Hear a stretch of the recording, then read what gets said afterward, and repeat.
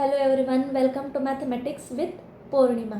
तर माझ्या शिक्षकांनी मला 1,00,000 मोलाचा उपदेश दिला होता आणि तो उपदेश आजच्या व्हिडिओमध्ये मी तुमच्याबरोबर शेअर करणार आहे, जेणेकरून जो माझा बेनिफिट झाला तो तुम्हाला पण मिळावा त्यासाठी. तर तो उपदेश असा होता की you have to read reference books of मॅथमॅटिक्सची रेफरन्स बुक्स रीड केली पाहिजे. तर का, त्याच्यामुळे आपल्याला काय काय बेनिफिट मिळणार आहेत ते आपला आजचा व्हिडिओचा टॉपिक आहे. तर number 1, independent reading builds confidence to solve unfamiliar questions. तर बऱ्याच वेळा असं होतं की क्वेश्चन पेपरमध्ये असे क्वेश्चन्स असतात की ज्यांना आपण याआधी पाहिलेलं नसतं किंवा सॉल्व केलेलं नसतं. तर जेव्हा आपण बुक्स रीड करायला स्टार्ट करतो तेव्हा अशा क्वेश्चन्सला सॉल्व करण्यासाठी जो कॉन्फिडन्स रिक्वायर्ड आहे तो डेव्हलप होतो. का? कारण की आपल्या बेसिक कॉन्सेप्ट्स पूर्णपणे क्लिअर झालेल्या असतात. तर आपण आपल्या ओन प्रयत्नांनी, आपल्या ओन ट्रायल्सने आपण तो अनफॅमिलियर क्वेश्चन्स चांगल्या पद्धतीने सॉल्व करू शकतो. पुढचा जो नेक्स्ट पॉईंट आहे तो असा आहे की books improve logical and analytical thinkings. तर रेफरन्स बुक्समध्ये ज्या सोप्या सोप्या स्टेप्स आहेत त्या गाळल्या गेलेल्या असतात, डायरेक्टली जंप केलेलं असतं. तर जेव्हा 2 स्टेप्सच्या इन बिटवीनच्या ह्या सोप्या सोप्या स्टेप्स आपण आयडेंटिफाय करायला शिकतो, आपण विचार करायला भाग पाडले जातो की ह्या 2 स्टेप्स कशा एकानंतर एक कशा आलेल्या आहेत, यांच्या इन बिटवीन असं काय लॉजिक आहे की जे मला माहीत पाहिजे.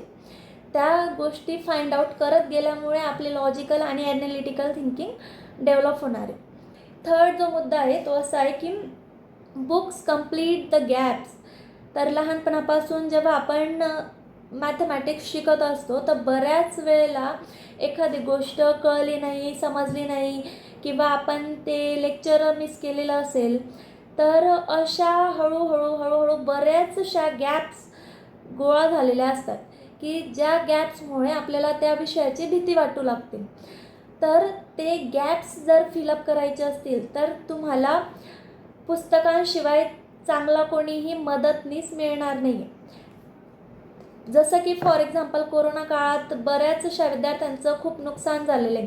आज जे विद्यार्थी 3rd इयर BScला आहेत त्यांना फर्स्ट इयर आणि सेकंड इयरच्या कॉन्सेप्ट्स माहीत नाही आहेत. तर त्यांच्यासाठी हे खूप बेनिफिशियल असेल डायरेक्टली रेफरन्स बुक्स रीड करणं. कारण की आज कोणीही टीचर तुम्हाला पूर्णपणे ते फर्स्ट इयर आणि सेकंड इयरचं नॉलेज देऊ शकणार नाही. यूट्यूब व्हिडिओज पाहून पण तुम्ही ते पूर्णपणे नॉलेज गेन नाही करू शकणार, जे तुम्ही बुक्स रीड करून मिळवू शकणार आहेत. आणि हळूहळू तुमचे ते सगळे गॅप्स फिलअप झाल्यावरती अगेन एक वेगळ्या प्रकारचा कॉन्फिडन्स डेव्हलप होईल की जेणेकरून तो तुमच्या पुढच्या मॅथमॅटिकल स्टडीजसाठी हेल्पफुल असेल. आपला जो नेक्स्ट 4th पॉईंट आहे तो असा आहे की books are available whenever you need them, they never get tired and unavailable. तर जेव्हा केव्हा तुम्हाला गरज असेल तेव्हा ते तुमच्यासाठी अवेलेबल असतात. ह्युमन बिईंग्सला जसं की फॉर एक्झाम्पल टीचर्स असतील किंवा फ्रेंड्स असतील त्यांच्यासाठी लिमिटेशन्स आहेत, बट बुक्ससाठी लिमिटेशन्स नाही. ते तुम्हाला कुठल्याही वेळेला मदतीसाठी नेहमी तयार असतात. तर पुढचा जो नेक्स्ट पॉईंट आहे आपला 5th तो असा आहे की readings helps you ask better questions in class.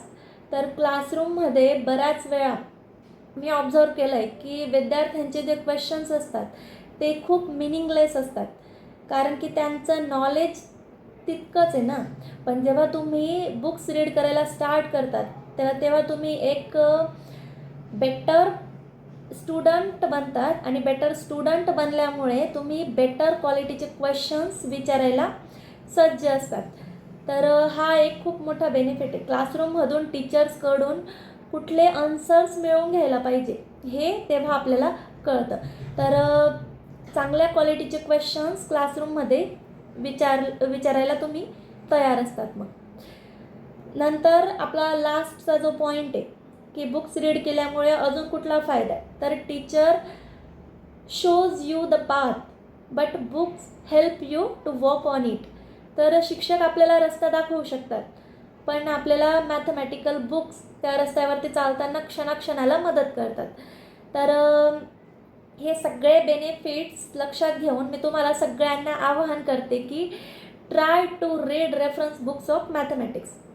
मॅथमॅटिक्समध्ये जर परिपूर्ण व्हायचं असेल तर तुम्हाला मॅथमॅटिक्सची रेफरन्स बुक्स वाचायला शिकलंच पाहिजे.